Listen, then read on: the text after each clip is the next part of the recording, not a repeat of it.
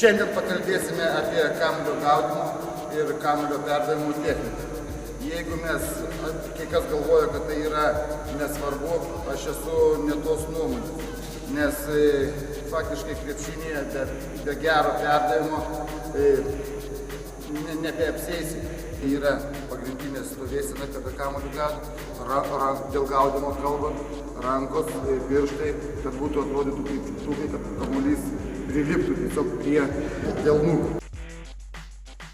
Prijungime ir perdavimą dviem rankom. Kada pagaunu, atraminė koja yra viena, įsitiesiu, atlieku perdavimą.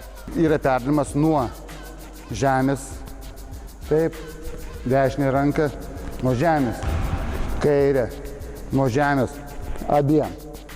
Kad atlikti perdavimą, aišku, mokai, kad į tą pusę eina perdavimas dešinė ranka, o čia kairė. Kai jau išmokome perdavimus vietoje, mes galim tą patį daryti judesyje. Tai bėgu, perdavimai lygiai tokie pat, vienas bėga nugarą, kitas priekiu, atlikinėjam tuos perdavimus. Lygiai taip pat galima daryti.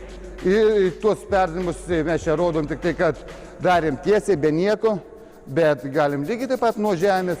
Paskui lygiai taip pat darom, kada jau išmoksta su dviem kamuoliais, susitarėme vienas per viršų, kitas nuo apačios.